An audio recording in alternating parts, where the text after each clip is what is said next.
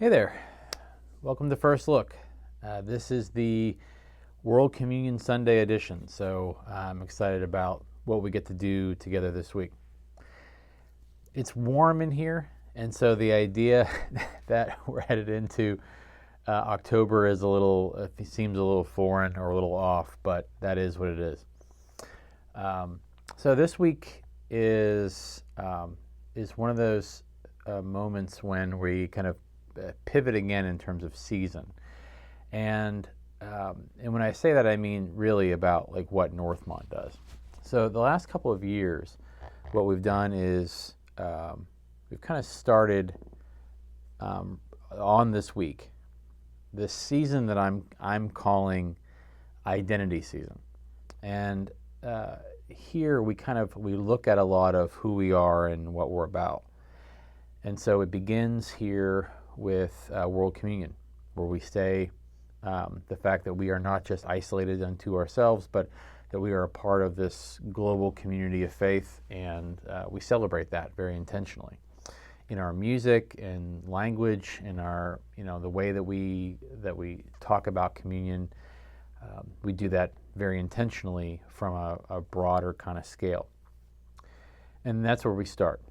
And then over the next couple of weeks, what we find between now and Advent are a lot of things that sort of speak to that past, present, and future, which is an incredibly interesting thing to be looking at, especially as we're wrapping up celebrating this anniversary, headed towards our 100th anniversary. And so the next thing we'll do then is there's Stewardship Sunday in there, where we talk about ourselves and talk about where we're headed and what our dreams are and what our hopes are. Reformation Sunday, which covers a lot of our past, and then we also have All Saints. And so those Sundays, all kind of speak to different parts of that. And then the last thing that we do right before Advent is we have Presbyterian Women's Sunday, and we have that Sunday is dedicated, of course, to the work and ministry of that really vital group to who Northmont is and has been for a long time. And along the way, we're going to get to hear from a few of our friends who are coming to preach. I know that we have Susan Meyer, and we have Sean Kelly, and then Reverend Jessica McClure Archer, who is the executive presbyter of Pittsburgh. So there's a lot of guests and a lot of just doing that kind of work and that kind of attention, and that's a really fantastic thing to celebrate. And starting this week, we'll have the Reformation or the confessional banners up throughout the service or throughout the sanctuary. And usually what I do is each week I try to give you a little bit of a reminder of what those banners are and what they represent, and we try to go through different creeds each week to celebrate different ways of understanding who God is. And so it's one of my favorite seasons that I'm not really even sure that that's an official season in Presbyterian calendar, but it's something that I've enjoyed being able to kind of point to over the last few years. So we're starting in this. I'm starting this particular passage for this week, and we're going to be looking at it then, of course, through the lens of World Communion and the lens of who we are. So for this particular World Communion, we have something from the Gospel of Luke, and it's chapter 17, verses 5 through 10. So this text, it mentions an idea, faith as a mustard seed. Now, there are a few places in Scripture where we talk about faith as a mustard seed, and they all point to the idea that our faith does not have to be something that we have all worked out, we have all that we know well, that has had decades and decades to grow and to blossom. But that faith is can be a powerful thing, and the reason it's a powerful thing is because of who God is, the one who plants that, the one who fosters that within us, who inspires that faith. That is the reason why faith, even as small as a mustard seed, can have such a large impact.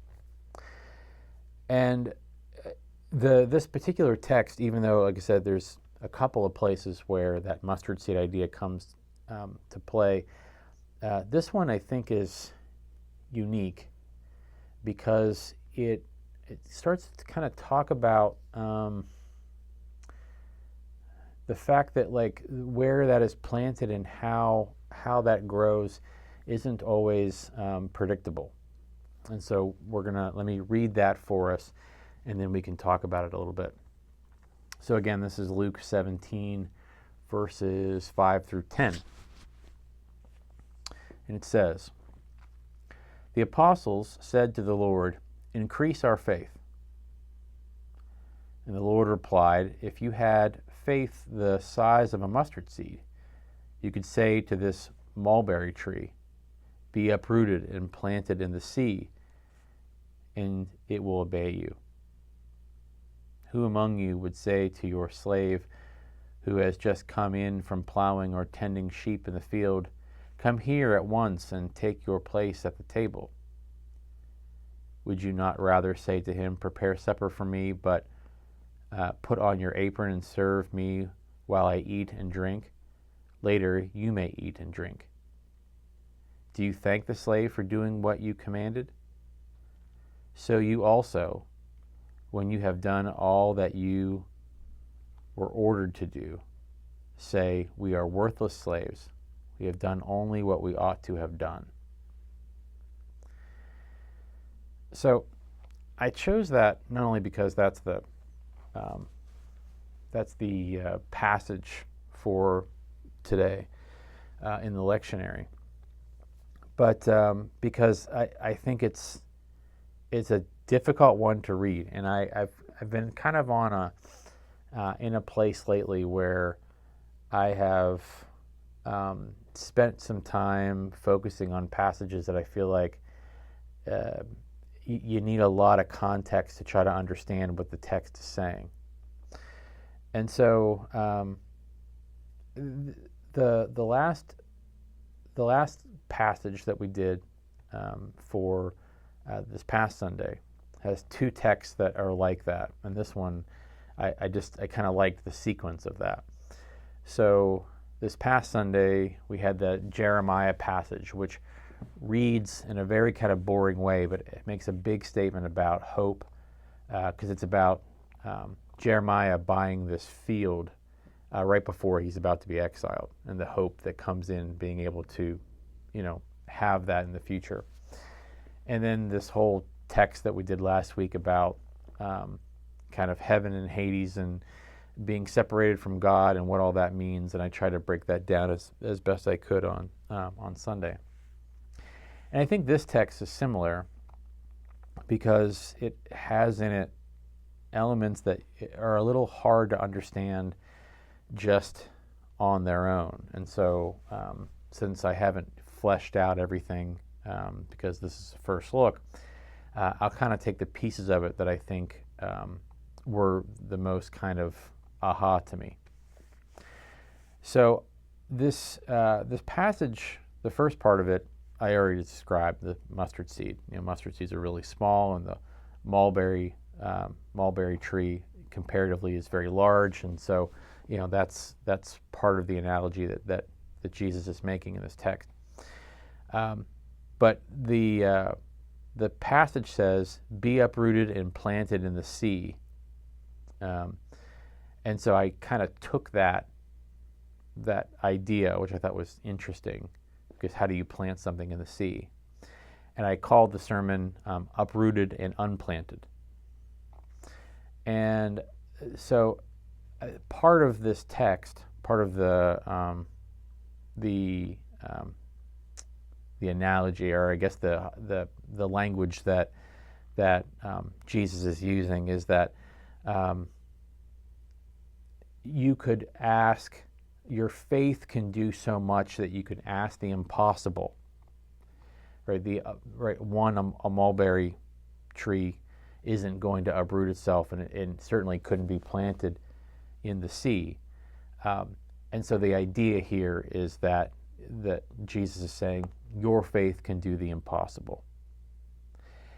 And some of the analogy that you see just on its face, and I'll try to kind of unpack this a little bit, is trying to get the disciples who are asking, like, increase our faith.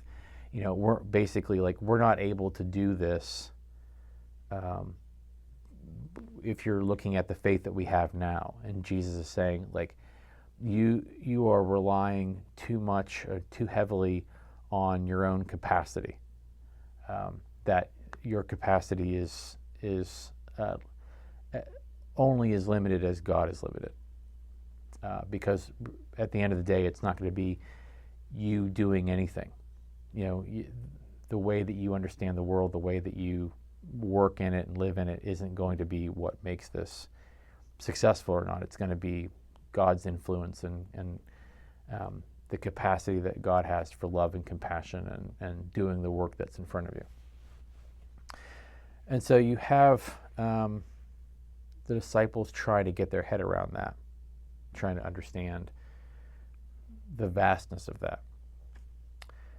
And so I decided to call this Uprooted and Unplanted, because I wanted to kind of play around with the idea of the fact that faith is going to take us places. Like in the analogy, the mulberry tree is that faith is the one that inspires the tree to get up and move and go and then could plant it wherever it wanted. But what would it be like for us to think about who we are as still searching for that place to be planted? What if we thought of ourselves as those that weren't settled in the spots where we are now? And I liked the idea of that because it's World Communion Sunday, and because maybe we have the opportunity to think beyond the way that we have put our lives together, and that thinking about the fact that the world is bigger than we sometimes give it credit for being could kind of inspire us. I think one of the things that we tend to do in our faith and in our life is that we get used to a kind of routine. We get used to things that we can expect, things that we can plan for, things that make life predictable. And part of what I think we're asked to be are those who are not basing our lives around our own plans,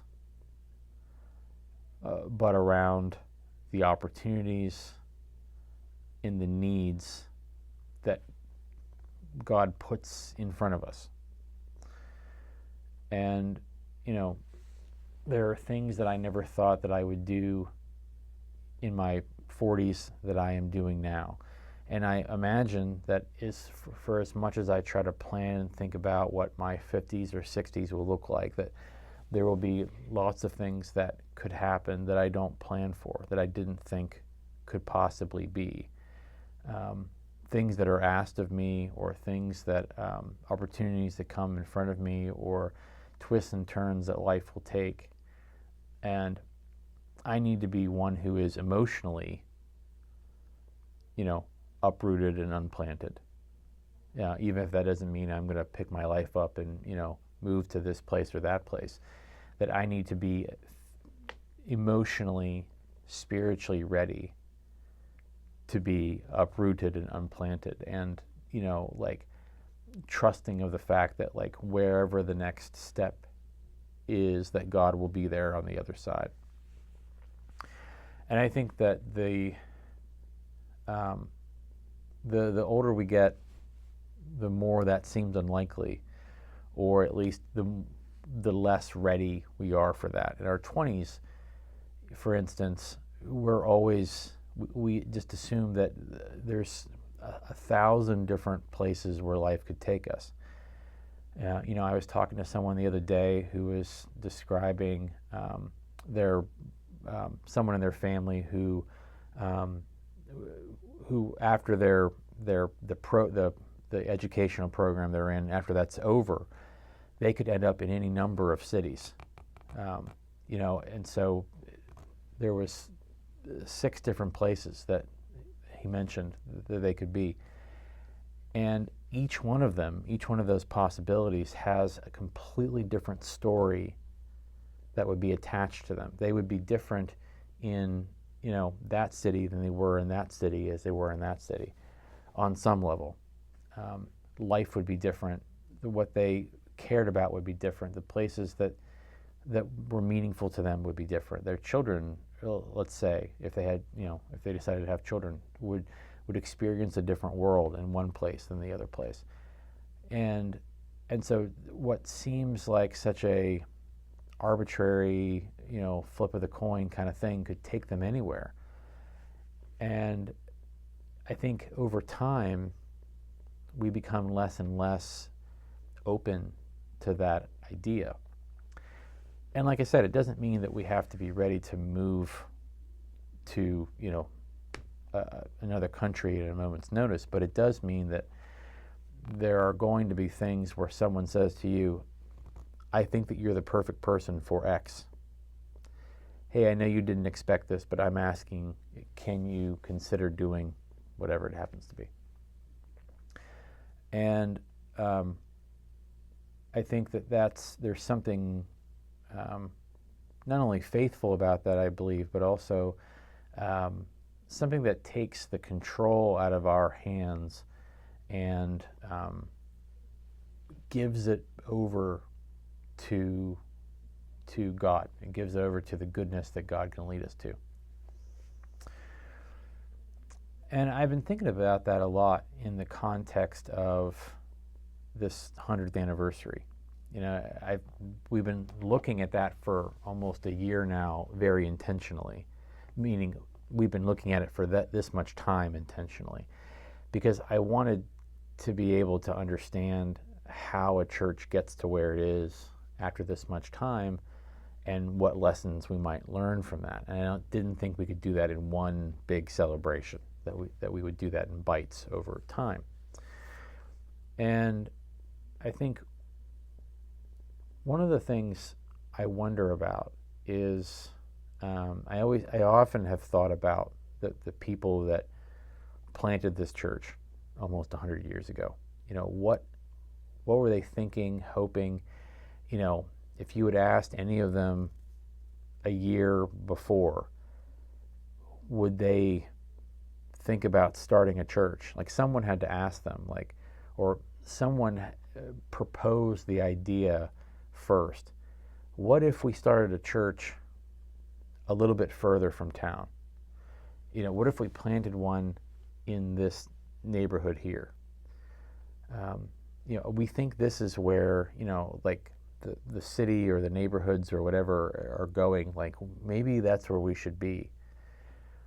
Someone had that idea first, and it scared someone half to death. Well, what do you mean we're gonna we're settled at this church, or we just moved in, or whatever it happens to be, and you're telling me you want to do this whole new thing. And my gut says that the leap of faith that took was difficult, but it was a little bit easier once there were more people on board with it. That sometimes that the leaps that we take seem a little bit less scary when we know that there are people who are willing to take them with us. And there was 30 some names on that original charter, and I'm sure when each person put their name down, it got a little bit easier and a little bit easier. And I've wondered too, there have been a lot of things that the people of this church have done over time that probably felt like that. This building has changed a lot in that much time. I think we added a whole new wing and a whole new sanctuary and moved buildings and rebuilt buildings and put on additions and that kind of thing. All that that all takes a lot. And then you think about the things that have been started here.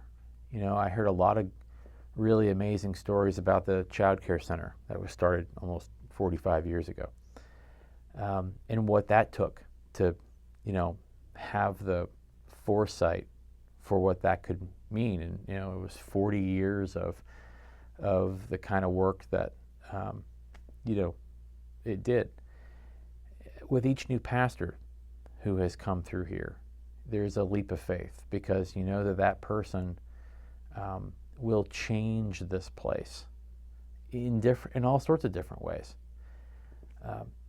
There's a lot that a church goes through where you don't know what the end of it will be, and it's calculated and it's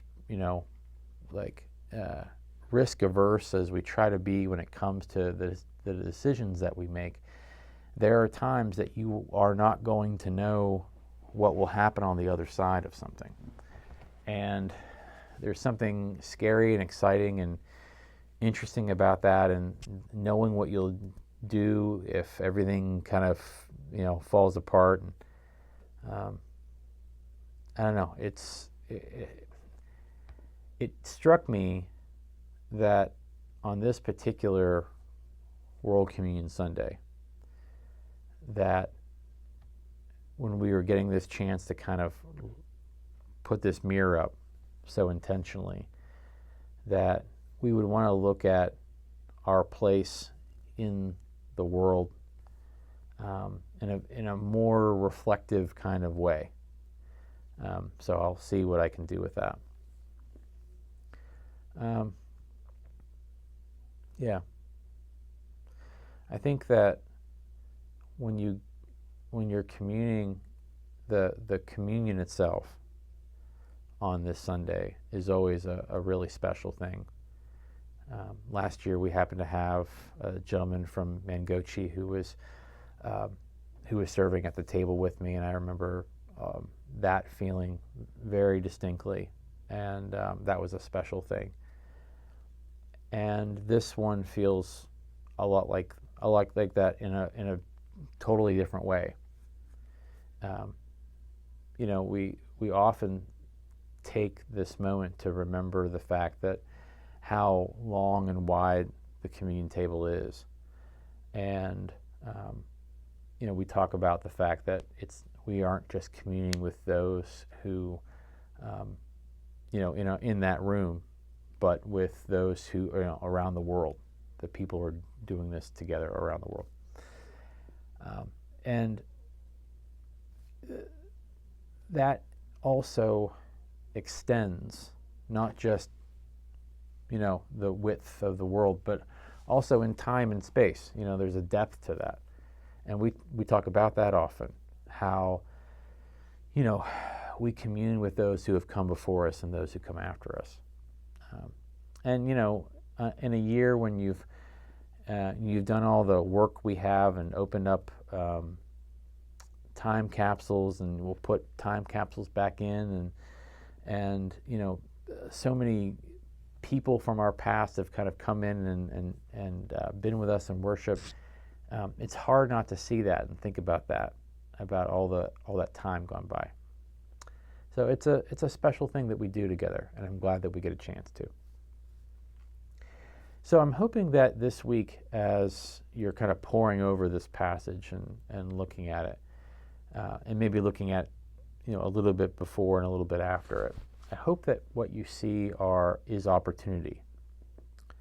What opportunities does being uprooted and unplanted do for you, give to you? So that's my thought process as we go into this one. All right, well, that's what I have for today. I'm really grateful for the opportunity to commune with you on Sunday. I'm grateful for the what this year has meant to all of us. I always look forward to this season and looking at the banners and talking about them and thinking about who we are as a church. That's a really meaningful thing. So thanks for doing that with me. And I hope that you have a wonderful week. I hope that you are blessed in every way possible. And I will see you next time for another First Look. So until then, take care.